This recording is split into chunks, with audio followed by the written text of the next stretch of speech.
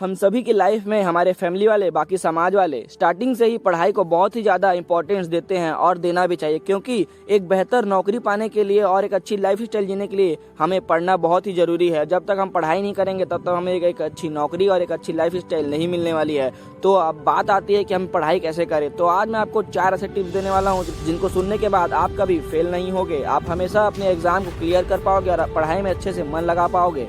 Number 1, goal setting. आप एक लक्ष्य बनाओ कि आपको इतना % लाना है, उसके अकॉर्डिंग आपको इतना % लाने के लिए इतना क्वेश्चन पढ़ना पड़ेगा। यानी कि आपको अगर 90% लाना है तो 90% लाने के लिए आपको इतने सारे क्वेश्चन पढ़ना ही पड़ेंगे। और अगर आप अभी भी अगर पढ़ाई नहीं कर पाओगे तो आप ये सोचो कि आपको अपने जीवन में जो भी बनना है, पुलिस, डॉक्टर वगैरह, तो आप उसके अकॉर्डिंग पढ़ाई करो। अगर आपने आज पढ़ाई कर ली तो आप कल की डेट में पुलिस, डॉक्टर कुछ भी बन सकते हो। इसके अकॉर्डिंग ऐसा सोचकर आप पढ़ाई कीजिए। ऐसे में आपका दिमाग खुलेगा और आपका मन भी आपको बार बार बोलेगा अगर डॉक्टर बनना है तो पढ़ाई करनी पड़ेगी, और आप अच्छे से पढ़ाई कर पाओगे। Tips number 2, time table. आप एक टाइम टेबल बनाइए कि आपको कितने से लेकर कितने से घंटे पढ़ने हैं, क्योंकि अगर आप टाइम टेबल बनाकर पढ़ोगे तो आपको दिमाग में ध्यान रहेगा कि मुझे इतने घंटे ही पढ़ने हैं, और आप इतने घंटे पढ़ने के बाद अच्छा महसूस भी कर पाओगे। जैसे कि आप सुबह के टाइम 3 घंटे की पढ़ाई कर लीजिए, क्योंकि सुबह के टाइम हमारा दिमाग अच्छे से खुलता है और हमें सुबह के टाइम पढ़ा हुआ लंबे समय तक याद भी रहता है।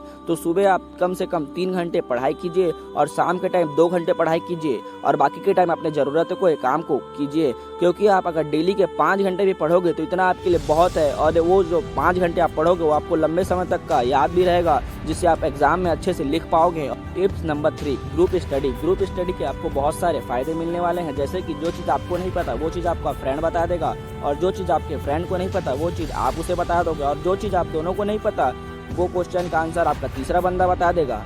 और अगर 3 से 4 लोग आप पढ़ाई करने के लिए बैठते हो तो आप सभी को अच्छा फ़ायदा मिलने वाला है, और इससे टाइम भी बचता है और पढ़ाई भी बहुत ज़्यादा होती है। और कितना भी बोरिंग सा सब्जेक्ट क्यों ना हो, चाहे वो किसी को समझ में आए या ना आए, लेकिन आप 4 से 5 लोग मिलकर उसे समझने की कोशिश करोगे तो आप सभी को वो याद हो ही जाता है। तो आप आज से ही ग्रुप स्टडी करना स्टार्ट कर दीजिएगा।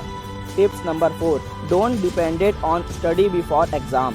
मतलब कि जो भी चीज़ आपको स्कूल, कॉलेज और ट्यूशन में सिखाया और बताया जाता है उसे घर जाकर अच्छे से पढ़िए, और अगर आपको समझ में आता है तो फिर तो ठीक है, और अगर नहीं आता तो आप अगले दिन जाकर अपने टीचर से फिर से पूछिए और उस क्वेश्चन को अच्छे से क्लियर कर लीजिए।